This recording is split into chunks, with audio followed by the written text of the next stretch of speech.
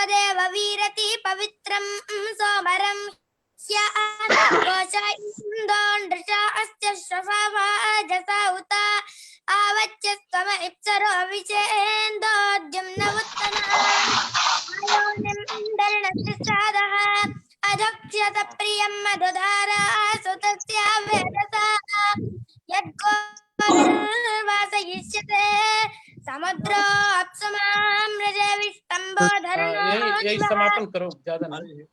हरि ओम। हाँ, एक पद्य जो है मंगल पद्य बोलेंगे अमित शर्मा जी। अमित शर्मा जी गुरु जी। तुरंत बोलिए। बंशी विभूषित करान्नवनीरदाभार पीताम्बरातरुणधरोष्ठार मूर्तिं सुंदर मुखादरविंदनेत्रार कृष्णात् परं किमपि न जाने। श्री गुरुभ्यो नमः। तो जैसा कि आप सभी जानते हैं, इस जूम के माध्यम से और संपूर्णानंद संस्कृत विश्वविद्यालय का फेसबुक पटल के माध्यम से प्रतिदिन हम लोग व्याकरण शास्त्र की चर्चा और अन्य शास्त्रों की चर्चा करते हैं। साथ में हमने सोचा कि अष्टमी और प्रतिपदा को शास्त्रों का जहां पर्यवसान है उसकी भी चर्चा हमें करनी चाहिए। जैसा कि आप सभी जानते हैं, जीवन के जो 4 पुरुषार्थ हैं उसमें परम पुरुषार्थ मोक्ष है, और मोक्ष की अवाप्ति केवल शुष्क शास्त्रों के अध्ययन से नहीं होगा, लेकिन शास्त्रों का जहां तात्पर्य है उस तात्पर्य का अवबोध वेद, उपनिषद और भागवतादि पुराणों के माध्यम से होता है। बल्कि यहां तक कहा जाए कि उपनिषद इत्यादि ग्रंथों से केवल जो बुद्धिजीवी वर्ग हैं, जो विद्वज्जन हैं, वही उस रहस्य को, उस तत्व को समझ पाते हैं। लेकिन भागवत महापुराण ऐसा एक ग्रंथ है, ऐसा साधन है जिस साधन के द्वारा एक आम जन भी उस परम तत्व को समझ पाता है। तो इस दृष्टि से हमने सोचा कि बीच बीच में व्याकरणादि शास्त्र के चर्चा के साथ हम लोग भागवत का, कभी उपनिषद या अन्य जो हमारे ग्रंथ हैं उन ग्रंथों की भी हम चर्चा करें। और आप सभी जानते हैं, संपूर्णानंद संस्कृत विश्वविद्यालय लगभग 250 वर्षों से सभी शास्त्रों का अनवरत अध्ययन और अध्यापन करता आ रहा है। मध्य में इसका मार्ग जरूर ही धीमा पड़ा, लेकिन आज जो हमारे संपूर्णानंद संस्कृत विश्वविद्यालय के महनीय कुलपति हैं, यशस्वी कुलपति हैं, जिनके द्वारा अब प्रत्येक शास्त्र के लगभग, मैं कहूं, ज्योतिष, न्याय, व्याकरण, वेदांत, इन शास्त्रों के परम विद्वान आज विश्वविद्यालय में आए हैं। उनके द्वारा निरंतर अध्यापन हो रहा है, और ऐसे कुलपति की अध्यक्षता में यह ज्ञान चर्चा का कार्यक्रम इस समय संपन्न हो रहा है। सभी का सौभाग्य है। साथ ही आज परम विदुषी महावैयाकरणी पुष्पा दीक्षित जी भी विद्यमान है। मैं उनके भी चरणों में आप सभी की ओर से प्रणाम निवेदित करता हूं। एक जी भैया, आप लोग म्यूट कर लीजिए, मधुसूदन जी, बाकी लोगों को म्यूट करिए। केवल 1 मिनट में, क्योंकि अभी हमारे कुलपति जी का आशीर्वाद प्राप्त होगा, यह बताना चाहता हूं कि हमारे कुलपति जी जैसे न्याय, वेदांत, व्याकरण के विद्वान हैं, उसी तरह से भागवत के परम तत्व के वेत्ता भी हैं। उनके मुखारविंद से जब भागवत के रहस्य को हम सब सुनते हैं तो मंत्र मुग्ध हो जाते हैं, आश्चर्यचकित हो जाते हैं। और आज जो हम सबके समक्ष उपस्थित हैं डॉक्टर श्याम सुंदर पराशर जी, जिनके परिचय की आवश्यकता नहीं है, देश विदेश हर जगह इनका व्यक्तित्व सभी को विदित है। विशेष करके श्याम सुंदर जी महाराज नरवर के परम भागवत स्वामी श्री विष्णु आश्रम जी के कृपा पात्र हैं, भागवत के परम मर्मज्ञ हैं, परम भागवत हैं, संगीत शास्त्र के विशारद हैं। और देखिए, कथा के माध्यम से लोक को रंजित करना एक अलग बात है, लेकिन कथा तत्व को लोक के हृदय में पहुंचाना यह अलग बात है। हम तो पढ़ेला पराशर जी महाराज गंतकन न केवल कथा करते हैं, अपितु इनके द्वारा पराशर म्यूट कर लीजिए अध्यात्म आप पीठ सब की लोग। स्थापना की गई है, आवाज बहुत जो तेज आ रही है। प्रति वर्ष हर पल हर क्षण भागवत इत्यादि कथा का अध्ययन अध्यापन कराता है। हजारों विद्यार्थी वहां से तैयार होते हैं और पूरे देश विदेश में महाराज श्री भागवत का प्रचार प्रसार कर रहे हैं, अध्यात्म का प्रचार प्रसार कर रहे हैं। मीटिंग चालू हो जाता और इनके द्वारा हजारों की संख्या में अभी तक सप्ताह यज्ञ का पारायण किया जा चुका है। तो ऐसे जो वक्ता यहाँ उपस्थित हैं, गुरुजी उनके न चरण में श्रूयते। न श्रूयते नहीं सुनाई दे रहा है, उनके नहीं, चरणों में सब लोग बहुत आवाज कर रहे हैं, सबको म्यूट कर दीजिए, सब लोग हाँ, बहुत आवाज कर रहे हैं। हो जाएगा अभी। सबके चरणों में निवेदित प्रणाम निवेदित करता हूं और ज्यादा समय न लेते हुए जो परम विद्वान कुलपति हम सबके गुरुवर हैं प्रोफेसर राजा राम शुक्ल जी, उनसे निवेदन करता हूं सबसे पहले कि उनका आशीर्वचन हम सबको प्राप्त हो। उसके बाद इस ज्ञान चर्चा का श्याम सुंदर जी द्वारा आरंभ होगा। साथ ही मैं बता दूं, आज देश के बहुत सारे कथावाचक जुड़े हुए हैं। परम भागवत हमारे सुकेशाचार्य जी हैं, पुंडरीक शास्त्री जी हैं, और भी ऐसे कई जो भागवत के मर्मज्ञ हैं, नरोत्तम जी हैं, सभी लोग आज सुन रहे हैं पराशर जी को। ये हम सबका परम सौभाग्य है। अब गुरु जी से निवेदन करता हूं कि अपना आशीर्वचन प्रदान करें।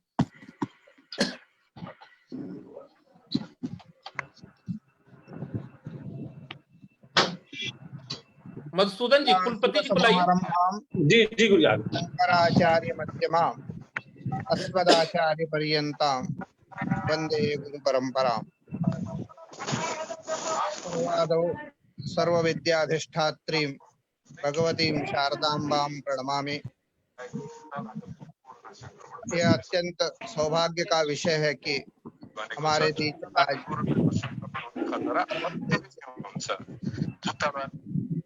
संत प्रवर श्याम सुंदर जी महाराज हमारे अल्प निवेदन को स्वीकार करके यहाँ पधारे हैं, और उनके पधारने का एकमात्र कारण है कि उनकी शास्त्रों के प्रति निष्ठा, काशी और काशी की शास्त्र परंपरा के प्रति उनकी श्रद्धा ही एकमात्र कारण है। क्योंकि हम सभी जानते हैं कि वो अत्यंत व्यस्त व्यक्ति हैं, फिर भी काशी से कोई निमंत्रण आया है, वो भी संपूर्णानंद संस्कृत विश्वविद्यालय से आया है, तो वह बिल्कुल एक भी आवाज नहीं आ रही, एक अक्षर भी नहीं सुनाई पड़ रहा है।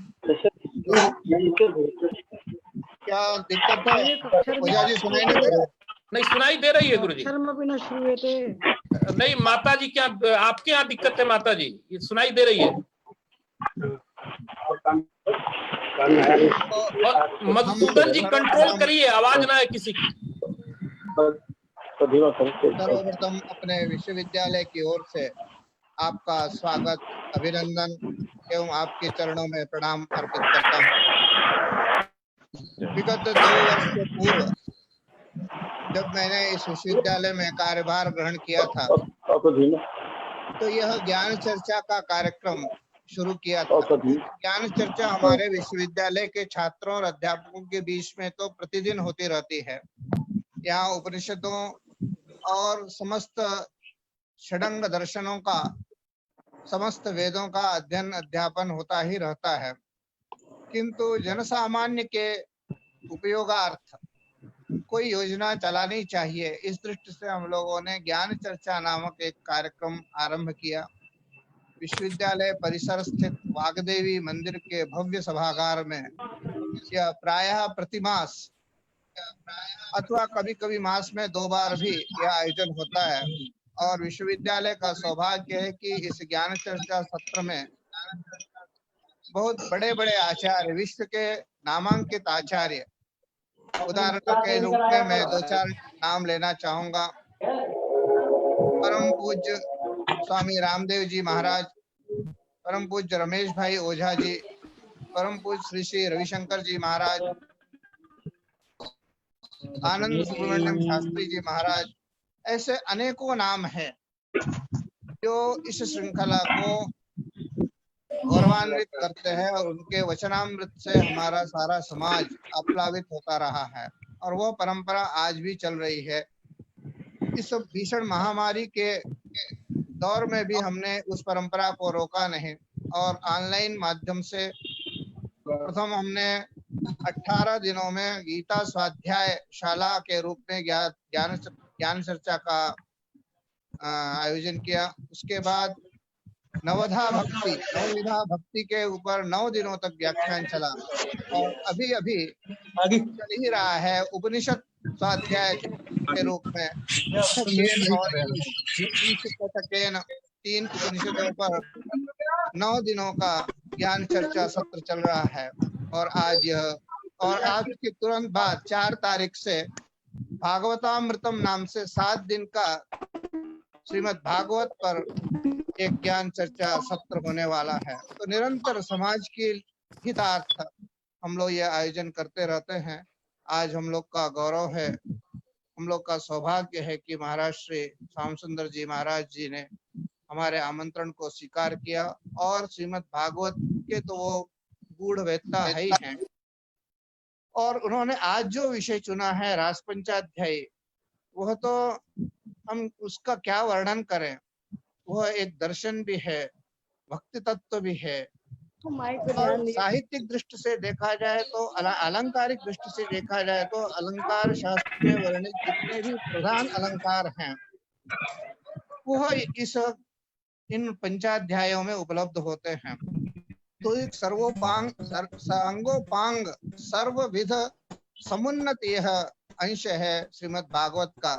श्रीमद् भागवत का 10वां स्कंध तो अपने आप ही महत्वपूर्ण है और उसमें भी यह जो राजपंचाध्यायी है वह उसी पर वस्तुतः निगम कल्पतरोर गलितम फलम शुकमुखाद अमृतद्रव संयुतम यह चरितार्थ होता है। समस्त निगमों का सार उस राजपंचाध्यायी में हमें मिलेगा, सभी उपनिषदों का सार हमें राजपंचाध्यायी में मिलेगा।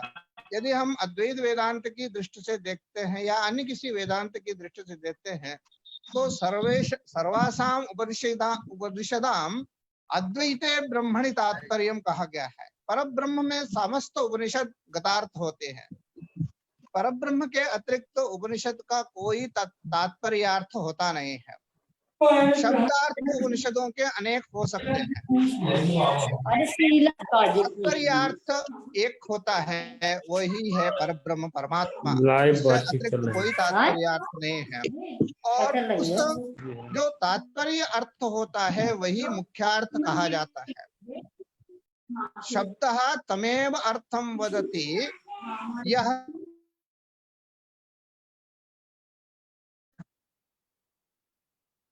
अनम्यूट करिए मुझे।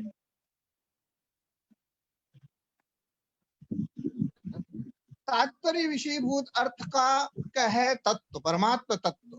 उसको गोपियों से अधिक किसी ने नहीं जाना। गोपियां स्पष्ट कहती हैं कि नखलु गोपिका नंदनो भवान अखिल देहिनाम अंतरात्मदृक्।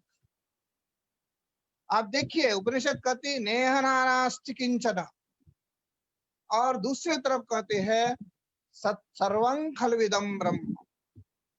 तो आप जो हैं भगवान कृष्ण को कहते हैं कि आप गोपिका नंदन नहीं है, अभी तो क्या है, परमात्मा है। तो ये तत्वबोध गोपिकाओं को हो चुका है, यही उपनिषद का सार है।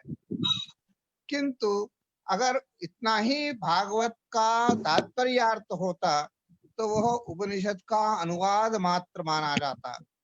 लेकिन हम लोग की यह धारणा है कि श्रीमद् भागवत निगम कल्पतरोर गलितम फलम शुकमुखाद अमृतद्रव संयुतम होने के कारण वह उससे भी ऊपर है। निगमों का सार होने के साथ साथ वह उससे अधिक कुछ कहता है।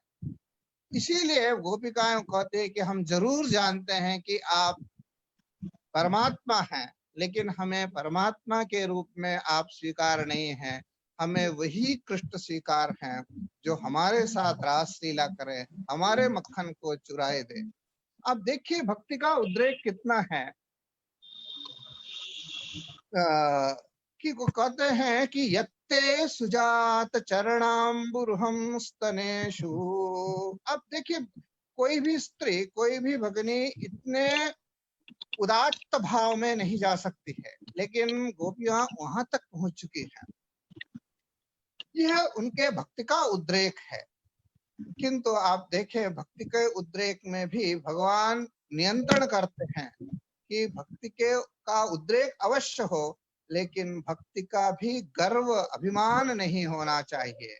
हम भक्त हैं ऐसा अभिमान नहीं होना चाहिए, हम दानी हैं ऐसा अभिमान नहीं होना चाहिए। इसीलिए श्रीमद् भगवत गीता कहती है कि हम दान उसी को दें जो अनुपकारी हो। आजकल दान उसी को दिया जाता है जिससे कुछ हमें प्राप्तव्य हो या अपेक्षा हो, लेकिन श्रीमद् भगवत गीता में भगवान कहते हैं दातव्यमिति यद्दानम दीयते अनुपकारिणे देशे काले च पात्रे च तद्दानम सात्विकम सुतम। तो दान का भी गर्व नहीं होना चाहिए, उसी प्रकार से भक्ति का गर्व नहीं होना चाहिए। उस समय लेश मात्र गर्व हुआ था गोपियों को कि हम भगवान के सबसे निकट हैं, हमारे पास ही आना चाहिए भगवान। इसलिए भगवान उनके उस भक्ति के गर्व को प्रशमन करने के लिए उनको वहां अंतर्धान हो जाते हैं। लेकिन एक बात अवश्य हम लोग को समझनी चाहिए, भगवान जब भी कोई दंड देते हैं तो उसके पीछे दंड देना उनका ध्येय नहीं होता है, उद्देश्य नहीं होता है, अपितु प्रसाद आशीर्वाद देना उनका उद्देश्य होता है। इसलिए भगवान शुकदेव व्यासदेव जी कहते हैं कि प्रशमाय प्रसादाय तत्रैवान्तरधीयत। ये अत्यंत अद्भुत ये रास पंचाध्यायी है। शब्दों की अगर शैया देखे तो यत्ते सुजात चरणाम्बुर्हं स्तनेषु, शब्द शैया आप देख सकते हैं। शरदोत्फुल्ल मल्लिकाः भगवान् अपि तारात्रीः शरदोत्फुल्ल मल्लिकाः वीक्षरन्तुं मनश्चक्रे योगमाया समाश्रिताः। आप काव्य शास्त्र की दृष्टि से इसका अध्ययन करना चाहें, वेदांत शास्त्र की दृष्टि से इसका अध्ययन करना चाहिए, एक एक श्लोक पूरे दिन व्याख्या किए जा सकते हैं। ऐसे यह रासपंचाध्यायी अद्भुत जीवन दर्शन है, अद्भुत दर्शन शास्त्र है, अद्भुत भक्ति शास्त्र है, अद्भुत सौंदर्य शास्त्र है। कौन सा शास्त्र ये नहीं है? और उस पर आज हमें कुछ चिंतन करने का अवसर मिला है।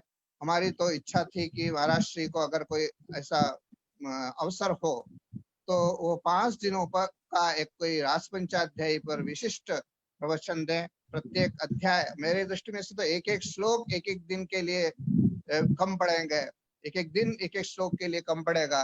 लेकिन अगर आपको कोई कभी अवसर मिले तो सब इसी माध्यम से 5 दिनों तक रास पंचाध्यायी पर हम लोग को मार्गदर्शन करें। भक्त समाज अत्यंत उपकृत होगा। इन्हीं शब्दों के साथ में पुनः महाराज श्री के प्रति संपूर्ण विश्वविद्यालय परिवार और यहाँ जुड़े जो हजारों की संख्या में मैं देख रहा हूँ कि देश विदेश से लोग, ज्ञान तत्व के पिपासु लोग जुड़े हुए हैं, उन सब की ओर से आपके चरणों में प्रणाम अर्पित करते हुए अपनी वाणी को विराम देता हूँ और आपका कोटि कोटि स्वागत करता हूँ। नमस्कार।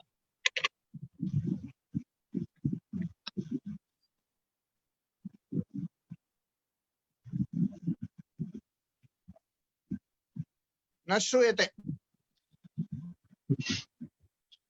ओझा जी न श्रूयते।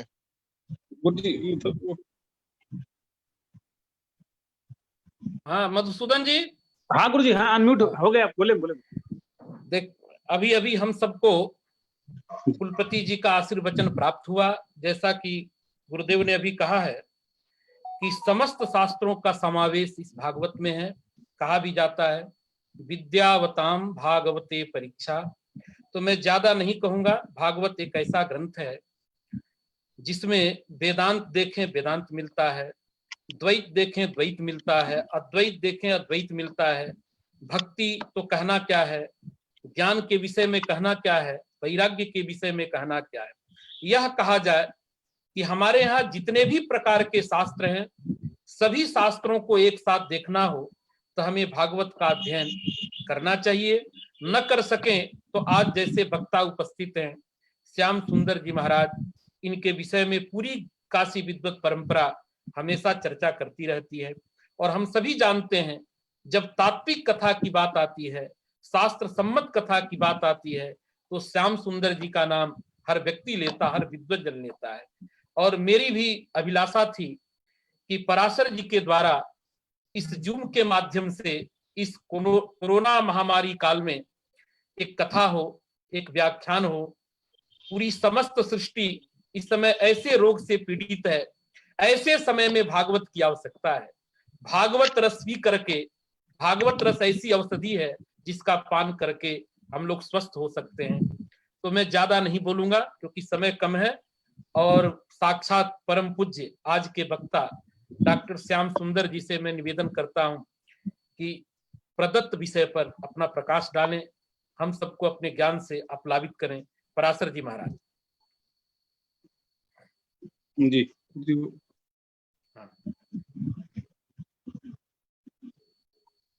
मधुसूदन जी अनम्यूट करिए। हाँ गुरुजी, इधर से अनम्यूट कर दिए। हाँ, हो गए। ठीक ठीक। श्री राधे। बोल वृंदावन बिहारी लाल की जय। जय। श्री रास बिहारी सरकार की जय। नौमीड्यते भ्रवपुषे तडिदं वराय गुंजावतंस परिपेक्षल सम्मुखाय वन्यस्रजे कबलवेत्र विसाल वेणु लक्ष्मश्रिये मृदुपदे पशुपांगजाय ब्रह्मादि जय संरूढ़ दर्प कंदर्प दर्पहा जयति श्रीपति गोपी रासमंडल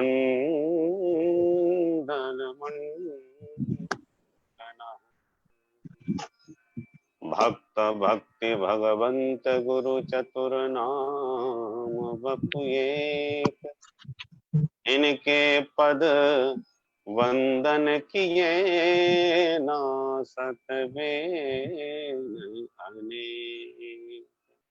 बोल भक्त वत्सल भगवान की जय।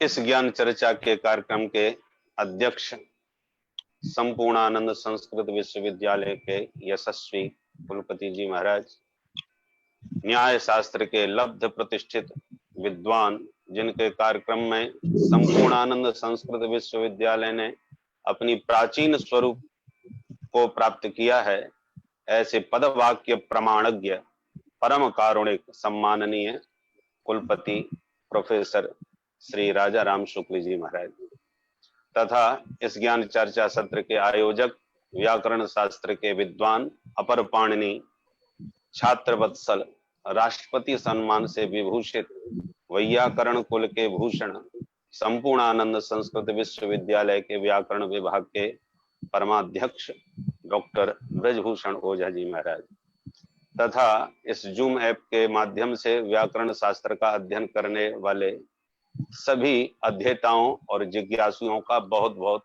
स्वागत है, अभिनंदन है, वंदन है। ये मेरा परम सौभाग्य है जो ऐसे विशिष्ट विद्वज्जनों के बीच में आज कुछ भगवत चर्चा करने का मुझे सुअवसर प्राप्त हुआ। पुराण तिलक है श्रीमद् भागवत। श्रीमद् भागवत को भगवान का वांग्मय विग्रह कहा गया है। जब भगवान परम धाम जाने लगे तो श्री उद्धव जी महाराज ने कहा कि प्रभु आपके अभाव में हमारा क्या होगा। तो भगवान बोले हम कहीं जा थोड़ी रहे हैं, मैं अपने रूपांतरण से ग्रंथ के रूप में आपके बीच ही रहूंगा। और भगवान का वह दिव्य जो तेज था, स्वकीयम यद भवे तेज तच्च भागवते दधा, भगवान अपने उस दिव्य तेज को भागवत में सन्निहित करके विराजमान हो गए। इसलिए तेनेयम वांगमयी मूर्ति प्रत्यक्षावर्तते हरे। साक्षात भगवान का वांगमय विग्रह श्रीमद् भागवत है, और श्रीमद् भागवत में भी दसम स्कंद भगवान का हृदय है। और दसम स्कंद में भी जो 29वें अध्याय से 33वें अध्याय तक जो 5 अध्यायों में रास पंचाध्यायी का वर्णन है, ये तो साक्षात भगवान के पंच प्राण ही हैं, जिसकी चर्चा आज हम लोग करने के लिए उपस्थित हुए। वैसे तो अब रास पंचाध्यायी जैसा गंभीर विषय, जैसा कि अभी हमारे परम श्रद्धेय कुलपति जी महाराज ने कहा था कि उसके तो एक एक श्लोक में अद्भुत आनंद और रस भरा हुआ है। भगवान साक्षात रस स्वरूप हैं।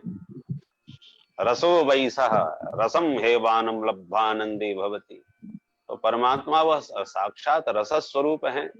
अब उस रस रूप परमात्मा का साक्षात रसास्वादन कैसे किया जाए, उसी के लिए भगवान ने यह दिव्य महारास ब्रजधाम के मध्य समस्त रसिकों का आह्वान करके शरद पूर्णिमा पर आयोजित किया।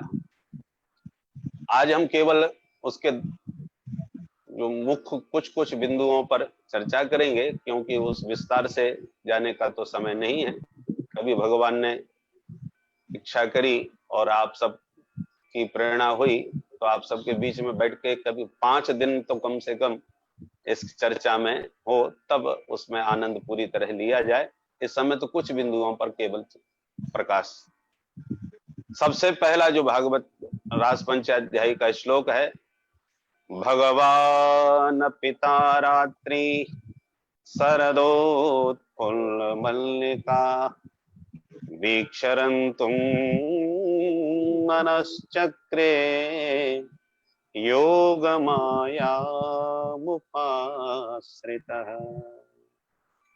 भगवान शब्द से ही महारास लीला का शुभारंभ किया। और भगवान का मतलब क्या है? जो षडैश्वर्य संपन्न है। ऐश्वर्यस्य समग्रस्य धर्मस्य यशस श्रियः ज्ञान वैराग्य योश्चैव शरणाम भगे वीरिणा। ये 6 भग जिसमें पूर्णतः विराजमान हो वो भगवान है।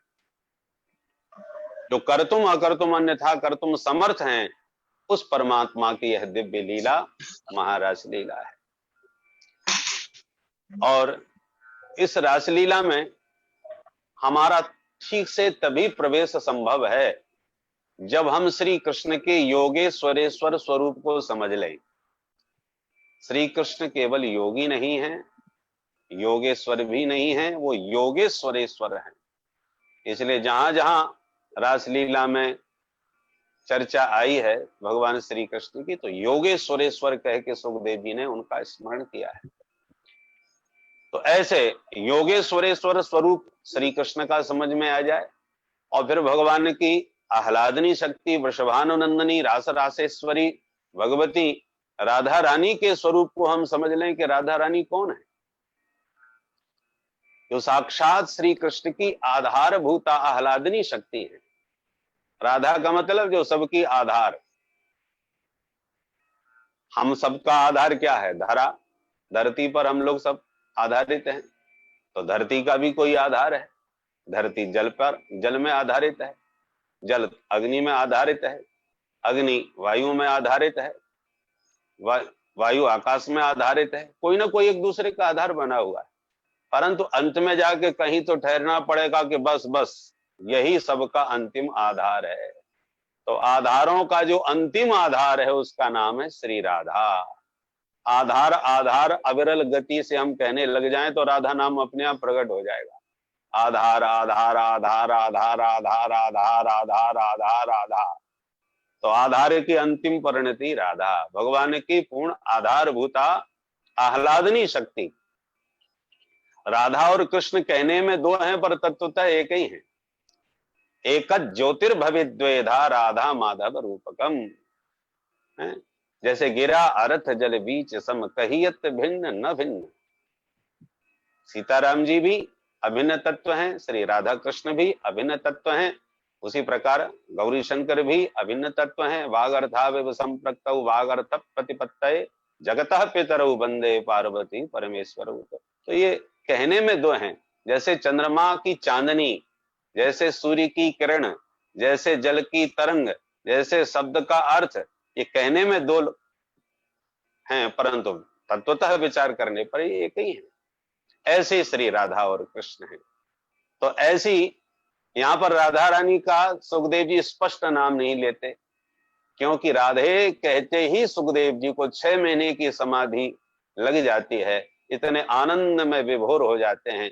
इसलिए वक्ता सावधान रहता है, जिस विषय में वो अत्यंत भाव में डूब जाए तो वो या तो अर्थ संवरण करता है, भाव संवरण करता है, और वो प्रयास करता है, क्योंकि एक पूर्ण रूपेण यदि वक्ता डूब जाएगा तो फिर कथा नहीं कह पाएगा। बोले बाबा जब जब राम कथा कहते समय प्रेम में डूबने लगते हैं तो पुन मन बाहर कीन, तुरंत अपने मन को सावधान मन कर पुन शंकर, लागे कथा कहन अति सुंदर। तो सावधान होकर के कथा कहते हैं, क्योंकि वक्ता डूब गया तो वाणी अवरुद्ध हो जाएगी, कथा भी कैसे आगे बढ़ेगी।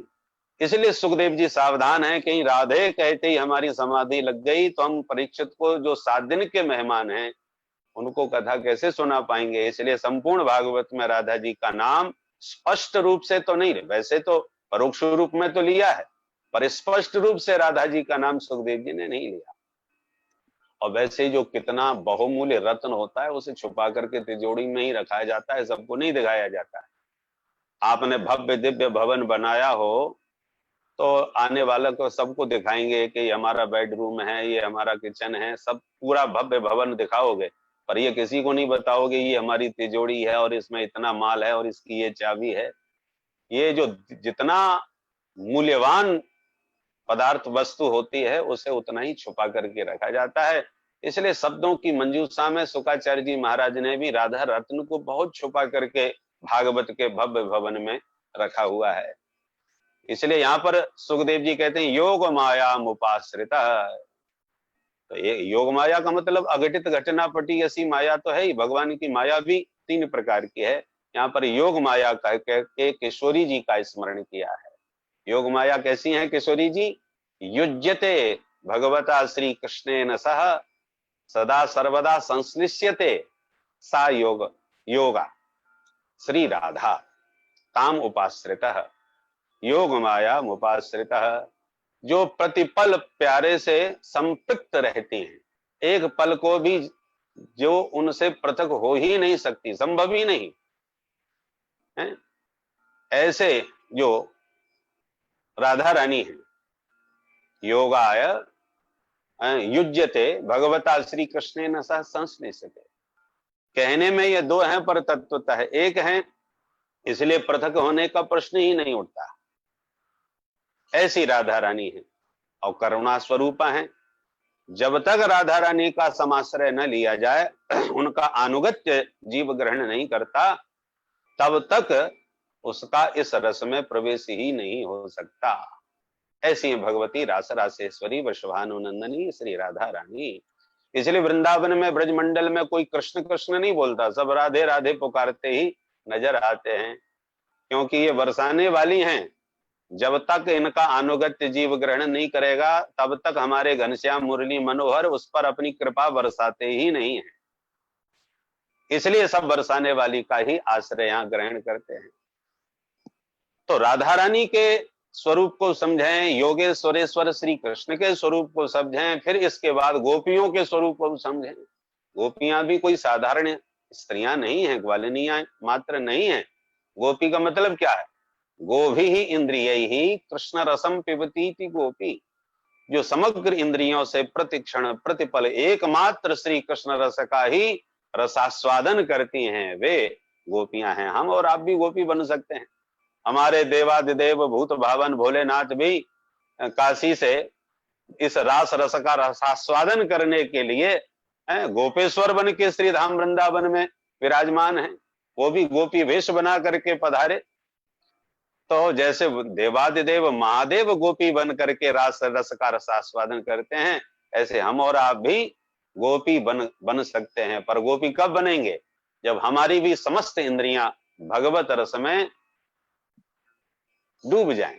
नेत्र देखें तो केवल मुरली मनोहर माधव की रूप माधुरी को, कान सुने तो केवल कन्हैया के वेणु रव को। इस प्रकार से समस्त इंद्रियां भगवत रस में डूब जाएं तो हम भी सब गोपी बन जाएं। गोपियों के भी कई भेद हैं, कितनी प्रकार की गोपियां हैं। गर्ग संहिता आदि ग्रंथों में विस्तार से वर्णन आता है। श्रुति रूपा, ऋषि रूपा, साधन सिद्धा, कृपा सिद्धा, नित्य सिद्धा, गोलोक वासनी, दंडकारण्य के संत, मिथिलापुर की नारियां, यज्ञ सीता आदि आदि अनेक प्रकार की ब्रज गोपियां हैं। रामावतार में मर्यादा पुरुषोत्तम श्रीमद राघवेंद्र प्रभु जब वनवासी बन के विचरण कर रहे थे, कोई श्रृंगार नहीं, और ऐसे तापस वेश विशेष उदासी उन जटाजूटधारी भगवान राघवेंद्र के रूप माधुर्य का दर्शन करके बीतराग संत भी विमुग्ध हो गए। दंडकारण्य के परमहंस, बड़े बड़े जो संत थे, इतने भगवान के रूप माधुर्य पर, लावण्य पर विमुग्ध हो गए कि सबके मन में भाव आने लगा कि हे प्रभु, हमें नारी शरीर क्यों न प्राप्त हुआ। पुराम हर्षय सर्वे दंडकारण्यवासिनः ते सर्वे स्त्रीत्वमापन्ना भोक्तुमिच्छन् सविग्रही।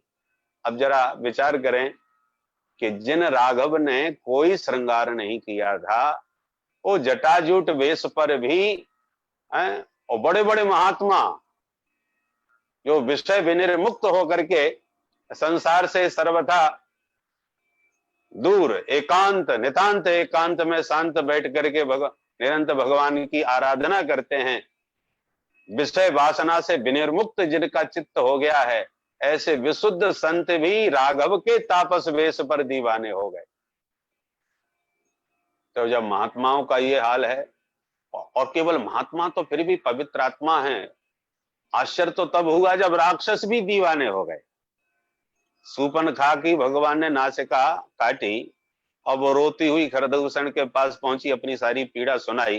तो जरा कल्पना कीजिए, जिसकी बहन के साथ कोई ऐसा दुर्व्यवहार करे, वो कितना भी कृषकाय कमजोर भी होता भाई, वो भी आग बबूला हो जाता।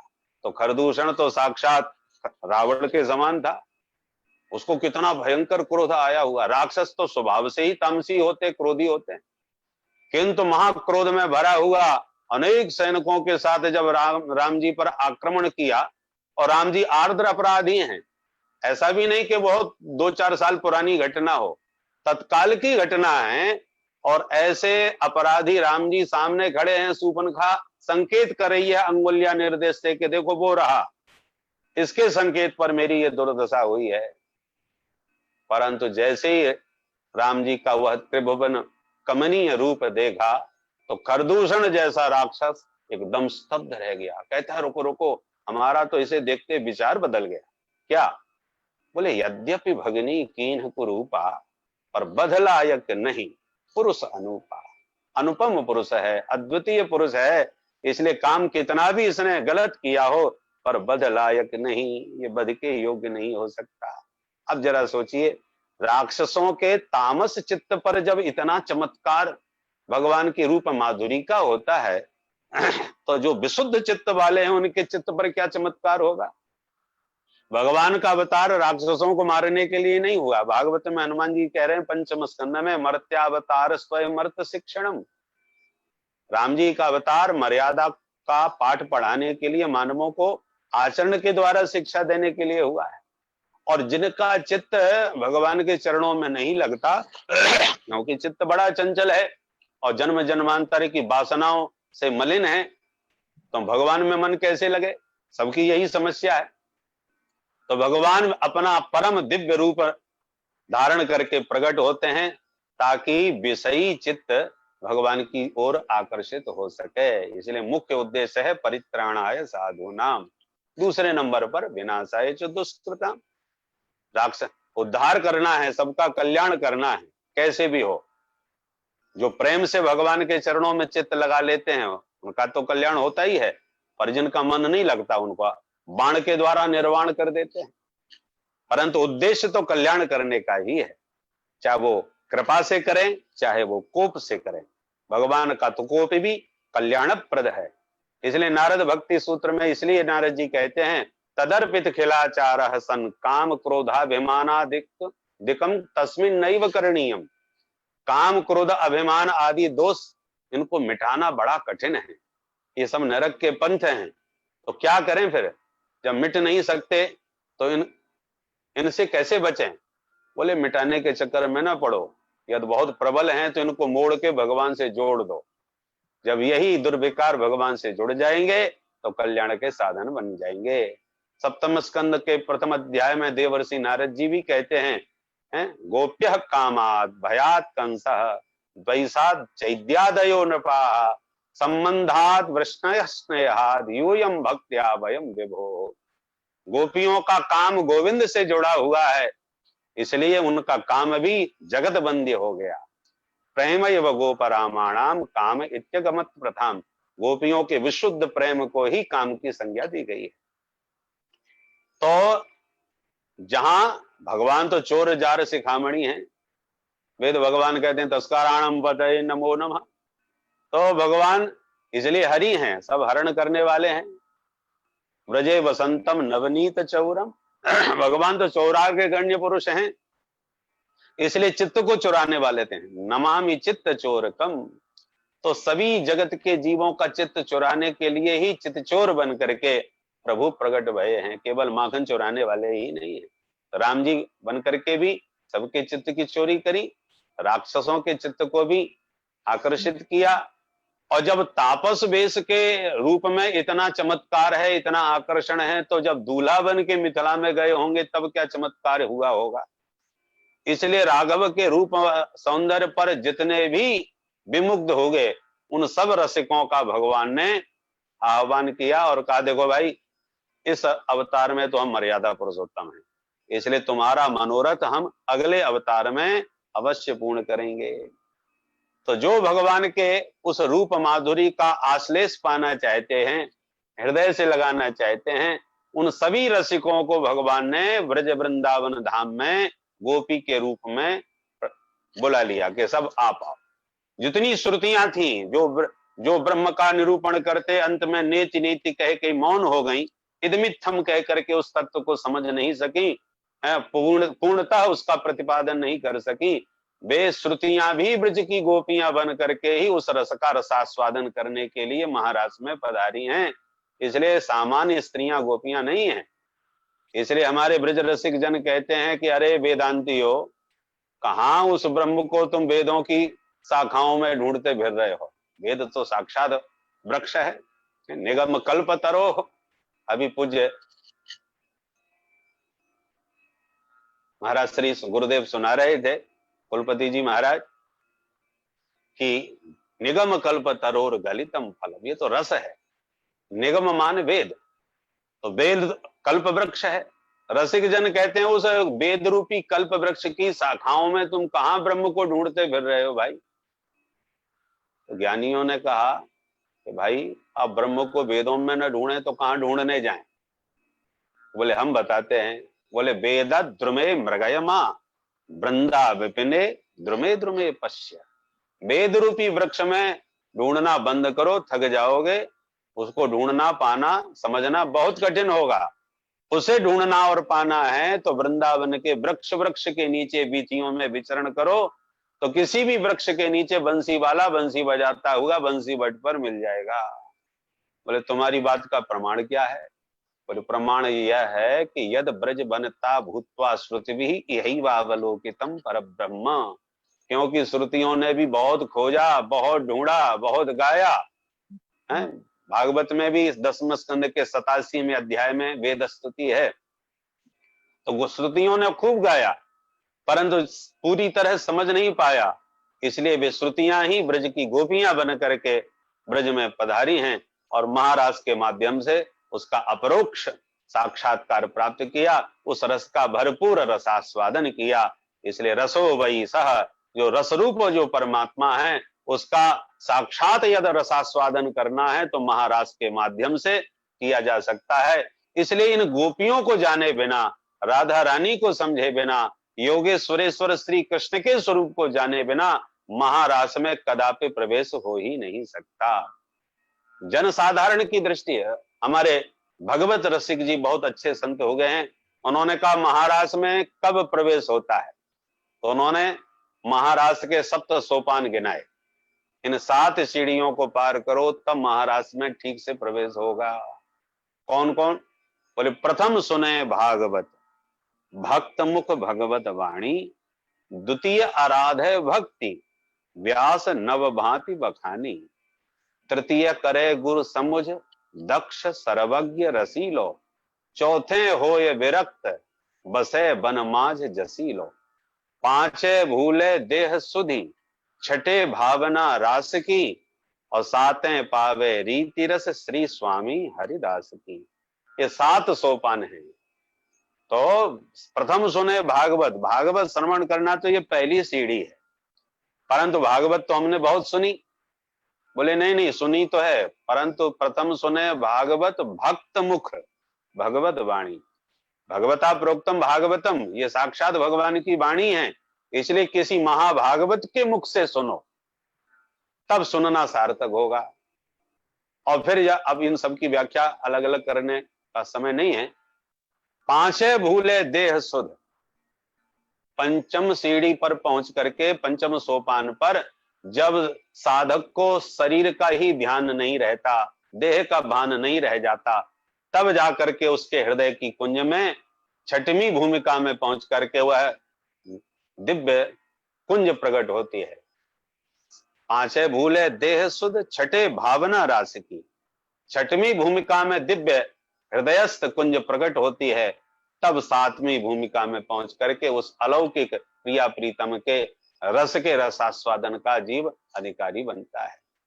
इसलिए महारास लीला कोई सामान्य साधारण लीला नहीं है, और इसमें केवल जो स्त्री पुरुष के मिलन को ही देखते हैं वो दिग्भ्रमित हो जाते हैं, वो ब्रह्मजाल में पड़ जाते हैं। इसलिए महारास में हर किसी का प्रवेश नहीं है। शरीर में, हाथ पैर में कोई फोड़ा फुंसी हो जाए, कोई उपद्रव हो जाए तो उसमें ज्यादा खतरा नहीं है, पर सबसे संवेदनशील स्थिति होती है हृदय की। हृदयाघात हो या हृदय में कोई व्यवधान हो, कोई रोग हो, तो प्राण संकट में पड़ सकते हैं। तो संपूर्ण भागवत का हृदय और पंच प्राण स्वरूप रास पंचाध्यायी है, इसमें बहुत सावधानी की आवश्यकता है। यदि हृदय की बीमारी का, हृदय जैसे होता है ऑपरेशन होता है, और जगह के हाथ पैर के किसी फोड़ा फुंसी के ऑपरेशन में कदाचित कोई चूक हो जाए तो ज्यादा खतरा नहीं है, पर हृदय के ऑपरेशन में कहीं चूक हो गई तो जीवन संकट में पड़ जाएगा। इसलिए महारास लीला को यदि समझ में आ गया तब तो जीव का परम मंगल और कल्याण हो गया, पर इसको समझने में यदि चूक हो गई तो उतना ही जीव का पतन हो सकता है। इसलिए इसकी पात्रता हर किसी के पास नहीं है, अतः इसको पंच प्राण की संज्ञा मिली है। ब्रह्मादि जय संरूढ़ दर्प कंदर्प दर्पहा, जयति श्रीपतिर गोपी रास मंडल मंडन। श्रीधर स्वामी पाद कहते हैं कि ब्रह्मादिक देवताओं पर विजय प्राप्त करके कंदर्प को अतिशय दर्प हो गया था, तो कंदर्प दर्प दलना है, कंदर्प के दर्प का दमन करने के लिए है दिव्य महारास लीला भगवान ने आयोजित की। इस लीला के जहां एक और रसिकों को रस का रसास्वादन किया है, वहीं दूसरी ओर कंदर्प के दर्प का दमन भी किया है इस लीला के माध्यम से, क्योंकि कृष्णावतार में भगवान ने किसी को नहीं छोड़ा, किसी का भी अभिमान भगवान ने शेष नहीं रखा, सबका दर्प दमन किया है। और तो और चाहे वो ब्रह्मा जी सृष्टि करता हो, एक नूतन सृष्टि करके 14वें अध्याय में भगवान की लीला आती है कि ब्रह्मा जी का भी अभिमान तोड़ दिया कि देखो हम भी तुम्हारी जैसी सृष्टि करने में समर्थ हैं, देख लो, वैसे ही बछड़े हैं, वैसा ही ब्रजवासी सब बना दिए। भगवान कहते हैं ब्रह्मा जी तुम केवल शरीर बनाते हो, हम तो जीवात्मा भी बना दिए हैं। यावत वत्सप वत्स काल्पक बपोर यावत करांग्रहादिकम, यावत यष्ट विषाण वेणु दलसिक यावत विभूषांबरम, यावत शील गुणा विदा कृतवयो यावत विहारादिकम, सर्वम विष्णुमयम गिरोंग वदजः सर्वस्वरूपो बभौ। सर्वम विष्णुमयम जगत इस श्रुति वाक्य को भगवान ने चरितार्थ कर दिया इस लीला के माध्यम से। क्योंकि लोग जानते थे भाई जीव तो परमा भगवान माने शरीर धारण कर सकते हैं, मनुष्य बन सकते हैं, पर यहाँ तो कपड़े भी भगवान बने हुए हैं, लाठी डंडे भी भगवान बने हुए हैं, यावत करांग्रहादिकम यावत यष्ट विषाण वेणु सब कुछ भगवान बन गए। सर्वम गलमिदम ब्रह्म भगवान ने चरितार्थ कर दिया। तो कहने का तात्पर्य है कि भगवान श्री कृष्ण का अवतार जो हुआ है वो सभी को परम रस का रसास्वादन कराने के लिए हुआ है। इसलिए लीला पुरुषोत्तम श्री कृष्ण हैं, लीला पुरुषोत्तम श्री कृष्ण हैं। इस स्वरूप को समझने की आवश्यकता है। भगवान का अवतार का उद्देश्य ही श्री कृष्ण अवतार में पूरी तरह है। इसलिए एते चांस कला पुंसा कृष्णस्तु भगवान स्वयं, परिपूर्ण अवतार भगवान श्री कृष्ण को माना, क्योंकि यहाँ पर भगवान ने कोई कोर कसर कहीं भी नहीं छोड़ी, सभी रसिकों को पूरी तरह रस से परिपूर्ण किया है। भगवान के शरीर में कोई प्राकृत गुण तो होता नहीं, भगवान तो अप्राकृत हैं। देह देह विभागोयम ईश्वरे नैव विद्यते, ईश्वर के शरीर में देह और देही का विभाग नहीं होता। चिदानंदमय देह तुम्हारी, भगवान तो चिन्मय हैं, चिदानंद स्वरूप है। इसलिए ब्रह्मा जी ने भी अपनी स्तुति के दूसरे श्लोक में कहा, अस्यापि देव वपुषो मदनुग्रहस्य स्वेच्छामयस्य न तो भूतमयस्य कोपि। प्रभु आपका शरीर पंच भौतिक नहीं है, आप तो निज इच्छा निर्मित तनु हैं। ऐसा गोस्वामी जी महाराज ने भी संकेत दिया। भगवान स्वेच्छामय, अपनी इच्छा से प्रकट होते हैं, अपनी इच्छा से अंतर्धान होते हैं। महाराष्ट्र लीला में तनिक भी कोई प्राकृत गंध होती तो जो नैयायिक हैं, वो नैयायिक लोग तो बड़े तार्किक होते हैं महाराज, न्याय के जो पंडित विराजमान हैं वो सब जानते ही हैं कि वो कितनी सूक्ष्म समीक्षा करते हैं, जिसको कहते हैं हम लोग बाल की खाल निकालना, उसी प्रकार। और न्याय के ग्रंथ में चीर हरण लीला का स्मरण कर रहे हैं नैयायिक लोग भगवान की। नूतन जलधर रुचये गोपवधूटी दुकूल चौराय, तस्मै कृष्णाय नमः संसार मही रोहस्य बीजाय।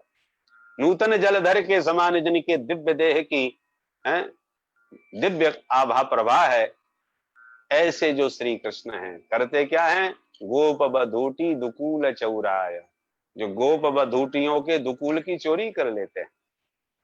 धर्म सम्राट श्री स्वामी कृपात्री जी महाराज इस पंक्ति का अर्थ लगाते हैं, बोले गोपवधूटी दुकूल चौराय मतलब गोपाः जीवाः तेषां वधूटयः बुद्धयः तासाम आवरणानि अज्ञानानि।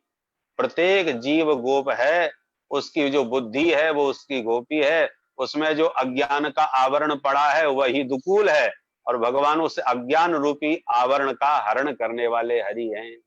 इसलिए भगवान ने गोपियों का चीर पहले चुराया, उसके बाद महाराष्ट्र में उनको आने का अधिकार दिया।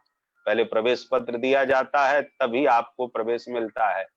तो चीर हरण करके भगवान ने पहले गोपियों को रासलीला की अधिकारिणी बनाई, उसके बाद महाराष्ट्र में बंसी बजा करके निशम्य गीतम तदनंग वर्धनम ब्रजस्त्रिय कृष्ण गृहीत मानसाः आजगमुरन्योन्यमलक्षितोद्यमा सयत्र कांतो जवलोल कुंडला। और जो वो पात्र बन गई, अधिकारिणी थी, भगवान की बंसी तो बजी, पर पहले जब बंसी बजी तो सर्वभूत मनोहरम इति वेणुरवम राजन सर्वभूत मनोहरम थी। तो पहले सबके लिए बंसी बजाई, परंतु आज जब रासलीला रचाने के लिए बंसी बजाई तो ये सर्वभूत मनोहरम नहीं है, जगऊ कलम बाम दृशाम मनोहरम। ये बंसी तो केवल ब्रज बामाओं के ही कर्णरंध्र में पहुंची, और जिसके बंसी की तान जिस गोपी के पड़ी कान वही भूल गई समस्त भान, और दौड़ी कृष्ण गृहीत मानसा। गोविंद के जैसे बंसी में आटा लगा करके मछली को फंसाता है मल्लाह, ऐसे ही माधव ने अपनी बंसी में स्वर फूंक करके गोपियों के कर्णरंध्र में ऐसा स्वर डाला है कि उस स्वर का श्रवण करते ही कृष्ण गृहीत मानसा, गोपियों का मन रूपी मत्स्य माधव ने मुरली के द्वारा बंसी की तान में पकड़ के खींच लिया।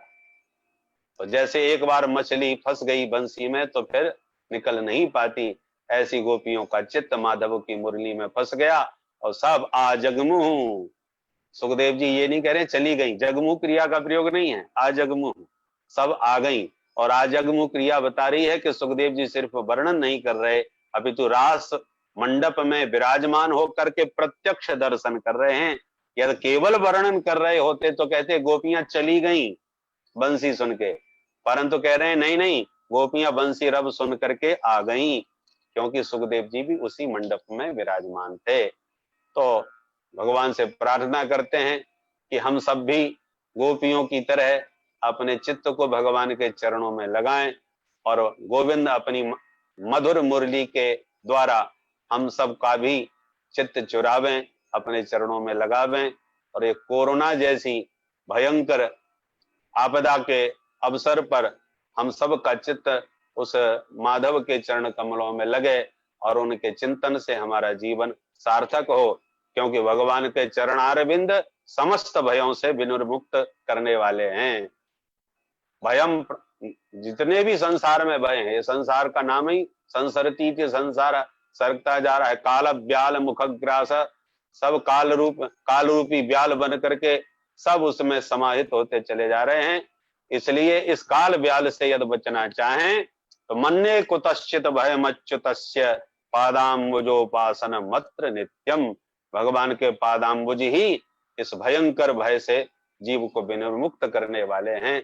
इसलिए इन्हीं शब्दों के साथ गोविंद के चरण कमलों में अपने चित्त को समर्पित करते हुए, और जितने श्रोता हैं हमारे परम श्रद्धेय श्री कुलपति जी महाराज और जो आयोजक हैं, न्याय शास्त्र आदि व्याकरण आदि के विद्वान, उन समस्त आचार्यों के चरणों में मेरा प्रणाम है।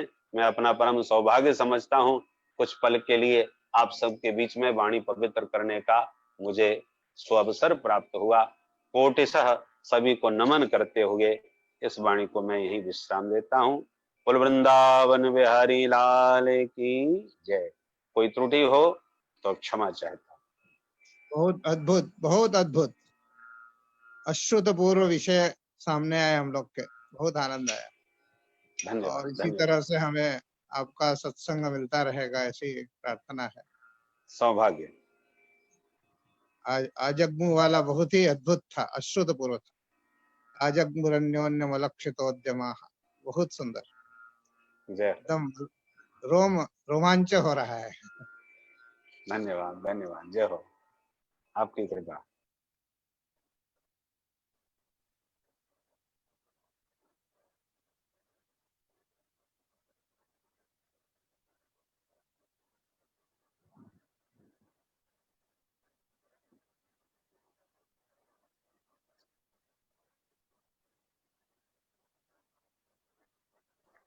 हेलो, हाँ श्रूयते सर्वै? हाँ श्रूयते। परम आनंद रहा आज। वास्तव में हम लोग प्रतिदिन जो शास्त्र चर्चा करते हैं उससे जो आनंद की प्राप्ति नहीं होती है, सप्ताह में एक दिन भागवत कथा सुन करके हम सभी आत्मविभोर हो जाते हैं। और आज जैसे पराशर जी महाराज जी ने बताया कि हम सभी गोपी बन सकते हैं और गोपी बन करके ही भागवत के परम रहस्य को जान सकते हैं। और हमारे कुलपति जी का क्या कहना है, रास पंचाध्यायी पर कई बार उनका व्याख्यान सुनने को मिला और तत्वतः हम चाहेंगे कि किसी दिन हमारे कुलपति जी का भी इस पर व्याख्यान हो, ज्ञान चर्चा में रास पंचाध्यायी के ऊपर। और आज बहुत सारी बातें पराशर जी ने बताई, कैसे भागवत को पढ़ना है, भागवत में कैसे प्रवेश होना है, उसमें भी रास पंचाध्यायी में किसका अधिकार है, कौन प्रवेश कर सकता है, और सचमुच में यदि उसका अधिकारी नहीं है तो उसका दुष्प्रभाव भी हो सकता है। और अंत में जो एक बात कही, ऐसे महामारी काल में भगवान के चरणों में हमें चित्त लगाना चाहिए, तभी जाकर के इस तरह के महामारी से मुक्ति मिलेगी। साथ में पराशर जी से निवेदन है, काशी विद्वत परिषद के अध्यक्ष इस समय लाइन पर हैं, हम सभी को आशीर्वाद देने के लिए आचार्य हम सबके गुरुवर राम यत्न शुक्ल गुरु जी, वो अभी आशीर्वाद देंगे आप सभी को। अभी लाइव हो रहे हैं। हाँ शशांक जी, गुरु जी को लाइए। शशांक जी, शशांक को लाइए। आज हम लोग गुरुवाणी सुनेंगे और ज्यादा से ज्यादा जो है शशांक। किस नाम से हैं गुरुजी वो? शशांक जी, एक मिनट हम बता रहे हैं। जी जी, वो किस आईडी से हैं? एक मिनट, आईडी बता रहे। शशांक कहीं दिख रहा है क्या, या शुक्ल करके कोई है? शुक्ल, हरिओम शुक्ल है। गुरुजी आ गए, गुरुजी आ गए हैं। हाँ आ गए हैं, गुरु जी के नाम से है मधुसूदन जी। गुरुजी के नाम से हैं, अनम्यूट करने को बोलिए वहां से। हाँ अनम्यूट करो, अनम्यूट करो शशांक जी। हाँ अलाउ कर, मधुसूदन आप करिए वहां से अलाउ। हाँ गुरुजी, किस नाम से हैं वो गुरुजी? गुरु जी के नाम से। प्रोफेसर रामयज्ञ शुक्ल, अध्यक्ष श्री अच्छा, काशी विद्या। जी जी जी, एक मिनट। करिए करिए जल्दी, गुरु जी को सुना जाए। चलिए बोलिए। हाँ शशांक जी, हो गया बेटा? अभी नहीं हुआ है मधुसूदन जी। हो गया? ठीक है, बस अब अनम्यूट रहने देना उसे ना। ठीक है जी हो गया ना, चलिए करिए। हो गया मधुसूदन जी? नहीं, वो नहीं दिख रहे हैं गुरुजी, वो इस नाम से नहीं है गुरुजी। हेलो, अरे गुरु जी के नाम से है भाई। हाँ हाँ, दिख गए, अब दिख गए गुरुजी, हो गए, अब कहें गुरुजी, हो जाएंगे गुरुजी। अब वो है, अब हो गए गुरुजी। गुरु जी प्रणाम। सच्चिदानंद रूप विश्वत्यादि तापत्रय विनाशाय श्री कृष्ण। आज बड़े हर्ष का विषय, काशी में संस्कृत विश्वविद्यालय में आदरणीय कुलपति राजा राम शास्त्री जी के नेतृत्व में यहाँ पराशर जी थे प्रवक्ता, उनके माध्यम से कथा पराशर जी नहीं दिख रहे हैं।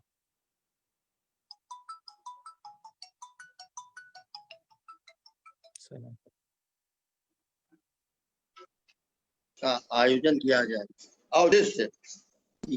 और यहाँ पर कहना है, इस आपत्ति काल में भगवान का स्मरण किया जा रहा है, और वो भी बड़े विद्वान के द्वारा, पराशर के द्वारा, जिसका नाम पूरे भारत में, और वो भी विद्वत शिरोमणि कुलपति के माध्यम से उनके देख रेख में किया जा रहा है। और परम विद्वान संस्कृत विश्वविद्यालय के प्रोफेसर ओझा जी के संयोजक में यह कार्यक्रम बड़े प्रशंसा होने से हमारा पूरा विश्व आनंदित होगा। रास पंचाध्यायी एक ग्रंथ शिरोमणि है, और उसकी कथा कहने के लिए बड़े बड़े विद्वान लालायित होते हैं। आज पराशर जी रास पंचाध्यायी के विषय में कथा कहा, और यह बड़ा आनंद का विषय। हम इस अवसर पर अपने को प्राप्त करके आप लोगों के बीच में मैं प्रस्तुत हो गया। मैं ऐसे कार्य कथा के कहने वाले और जो संयोजक हैं और जो ऐसे ऐसे विद्वानों के बीच में मैं अपने को प्राप्त करके अब भगवत चरित्र का वर्णन सुन करके और उसका मैं आनंद ले रहा हूँ, और आप लोगों को भगवान की तरफ से आशीर्वाद देता हूँ कि ऐसी ऐसी कथाओं का चारों तरफ प्रचार प्रसार करके आप लोग गतिशील हों और आप लोग भाग्यशाली हों। मैं इन्हीं शब्दों के द्वारा अपने आप को आप लोगों से वो आशीर्वाद देता हुआ समाप्त। गुरु जी को प्रणाम। गुरु जी को प्रणाम। गुरु जी प्रणाम। राजा राम शुक्ल। हाँ, कथा का फल मिला, गुरु जी का दर्शन हो गया। एक कोरोना काल में है कि गुरु जी का नेट के द्वारा डेली हम लोगों को दर्शन हो जा रहा है, ये हम लोगों का सौभाग्य है। आज मैं बीमार हो गया। अरे गुरु जी शरीर में पीड़ा थी, बीमार होंगे गुरु जी। हम गए आपका दर्शन हो जाए, ले आ गया। नहीं ना, आप बीमार हो ही नहीं सकते हैं, वो शब्द आप पर नहीं लागू होता है। जी जी। अब अंत में जो हमारे अध्यक्ष हैं आज के कुलपति जी और हमारे गुरु जी आचार्य रामयत्न शुक्ल जी, साथ में आज के जो प्रमुख मुख्य वक्ता हैं पराशर जी और अनेक श्रोतागण देश विदेश से जुड़े हुए हैं, सभी को धन्यवाद देने के लिए मैं आमंत्रित करता हूं। जो आज के युवा कथावाचक जो बहुत ही कथा करते हैं, संयोग से हमारे दोनों भाई विद्यार्थी भी हैं, बहुत अच्छा गाते भी हैं, ऐसे नरोत्तम जी से मैं निवेदन करता हूं कि अल्प शब्दों में सबका धन्यवाद ज्ञापन करें। नरोत्तम जी, नरोत्तम, अमित, मधुसूदन जी, मधुसूदन जी, नरोत्तम जी जी गुरु जी जी कहें गुरु जी। हाँ, नरोत्तम को कहिए धन्यवाद ज्ञापन के लिए। नरोत्तम, किस नाम से? नरोत्तम अमित अमित अमित शर्मा। अमित शर्मा। हाँ हाँ, बस अमित जी। हाँ गुरु जी। और इसके पहले एक सूचना दे दूं, अगले अष्टमी या प्रतिपदा को मलुक पीठाधीश्वर राजेंद्र दास जी की कथा संभवतः हो सकती है। आप सभी जुड़िएगा, ऐसे जो भी मनीषी लोग हैं आगे उन सभी की कथा हम लोग सोचे हैं कि करते रहेंगे अष्टमी प्रतिपदा में। और एक दिन योग पर विशेष कार्यक्रम होगा बहुत जल्दी ही 10 अगस्त के अंदर, जो कि घोषणा में करूंगा किसके द्वारा व्याख्यान होगा, जल्दी ही बताएंगे उसको। हाँ नरोत्तम जी। जी हो गए अनम्यूट। हाँ, प्रणाम गुरुदेव, प्रणाम गुरुदेव। बोलिए बोलिए। आज बड़ा हर्ष का विषय है कि इस ज्ञान चर्चा के माध्यम से और रास पंचाध्यायी कथा का जो फल है कि हमारे परम आदरणीय श्री राम यत्न शुक्ल गुरु जी का भी हम सबको दर्शन प्राप्त हुआ एवं उनका आशीर्वचन भी प्राप्त हुआ। इस ज्ञान चर्चा के परमाध्यक्ष हमारे देश के महान नैयायिक एवं वेदांतादि शास्त्रों में भी कृत भूरि परिश्रम एवं इस विश्वविद्यालय के यशस्वी कुलपति परम सम्माननीय गुरुकल्प प्रोफेसर राजाराम शुक्ल जी, इनके चरणों में अपने बाग पुष्पों के माध्यम से प्रणाम करते हुए इनके चरणों में प्रणाम करते हुए कुलपति जी का मैं धन्यवाद ज्ञापन करता हूं। तदनंतर आज इस ज्ञान चर्चा के माध्यम से हम लोगों को सुलभता के साथ में प्राप्त मेरे प्रेरणा स्रोत एवं गुरु श्रीमद् भागवत कथा का संगीत के माध्यम से भक्ति ज्ञान वैराग्य आदि को पूरे विश्व में उस भक्ति ज्ञान वैराग्य की चर्चा एवं कीर्ति का विस्तार करने वाले एवं उसकी धारा को प्रवाहित करने वाले डॉक्टर श्री श्याम सुंदर पारासर जी को मैं अपने इस विश्वविद्यालय की ओर से एवं समस्त विद्वानों की ओर से, समस्त गुरुजनों की ओर से एवं इस जूम ऐप के माध्यम से समस्त जितने भी श्रोता एवं अध्येता हैं उनकी ओर से मैं उनका बहुत बहुत धन्यवाद ज्ञापन करता हूं। इसके बाद में इस अंत में हमारे इस ज्ञान चर्चा के संयोजक वैयाकरण मूर्धन्य स्वाध्याय प्रवचन रूपी साधना में सर्वदा संलग्न एवं व्याकरण जैसे महान कठिन विषय को सरलता के साथ अध्यापन कराने में दक्ष मेरे गुरुदेव, क्योंकि मैंने गुरुदेव की शरण में जाकर के वेदांत आदि शास्त्रों का भी अध्ययन किया है और हमारे गुरुदेव विनम्रता की प्रतिमूर्ति और इस विश्वविद्यालय के विभागाध्यक्ष पद पर विभूषित परम आदरणीय परम पूज्य डॉक्टर श्री ब्रजभूषण ओझा जी, आप श्री के चरणों में मैं प्रणति निवेदन करते हुए आपका भी धन्यवाद ज्ञापन करता हूँ। माता जी को भी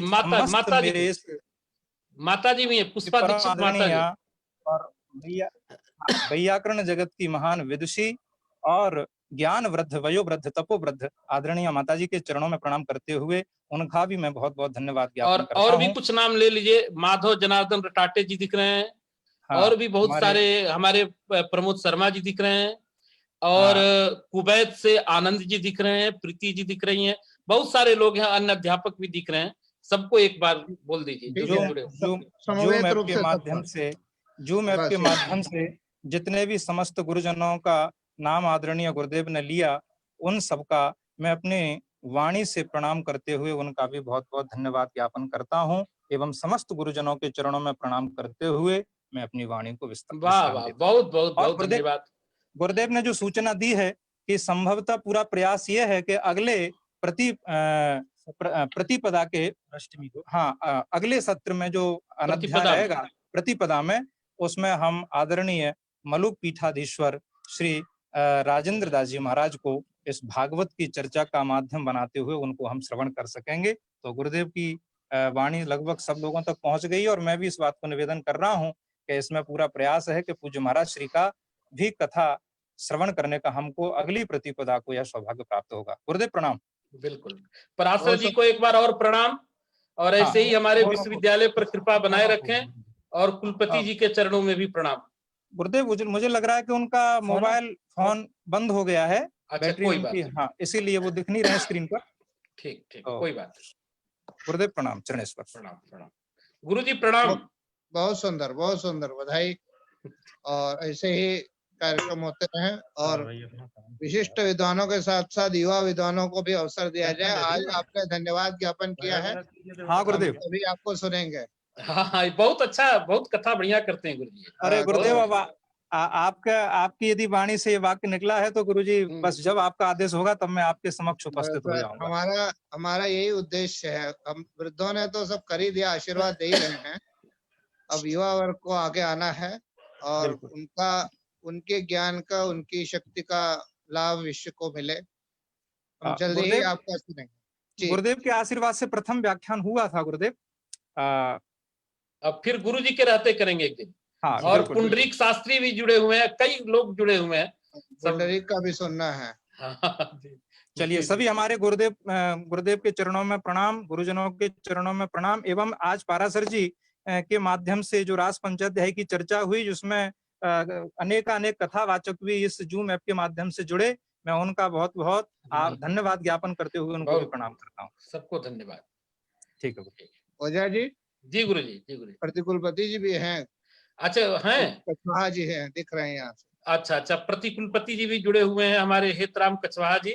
मैं उनको भी प्रणाम निवेदित करता हूँ, और उपस्थित हुए, कथा को सुने, हम सबको प्रोत्साहित करते रहते हैं। हम सभी के अभिभावक पूरे आर्ष वेश में हैं। जी गुरु जी। तो उनको भी कोटि प्रणाम, और बाकी श्रोताओं के माध्यम से भी प्रणाम करता हूँ। और ऐसे ही वो जुड़े रहेंगे, कम से कम अष्टमी प्रतिपदा को तो जरूर जुड़े रहे, ये उनसे निवेदन है हमारा। अब वो रोज जुड़ेंगे, खाली हो गए। जी गुरु। एक दिन उनका भी होगा। चलिए, बहुत अच्छा। जी गुरु जी, प्रणाम। और बहुत एक अच्छी सूचना है कि हमारे जो मित्र प्रमोद जी हैं, उन्हें जवाहरलाल नेहरू विश्वविद्यालय ने आमंत्रित किया है। हमारा तो विश्वविद्यालय का नुकसान हुआ, लेकिन हमारे लिए बहुत सम्मान का विषय है कि हमारा एक व्यक्ति विश्वविद्यालय में सेवा के लिए जा रहे हैं। बहुत अच्छा लगा। आपको इस माध्यम से भी बधाई दे रहे हैं। जी, सबके ओर से बधाई है इनको। आज हम लोगों ने भी कहा, इनकी विदाई भी कभी करते हैं, जब ये ज्वाइन करके आ जाए, तो हम लोगों ने कहा ये तो जो है, फिर ये विदाई नहीं होगी इनकी। जी जगमुह वाला ही रहेगा। जी गुरु। चलिए, जी गुरु जी, नमस्कार सबको।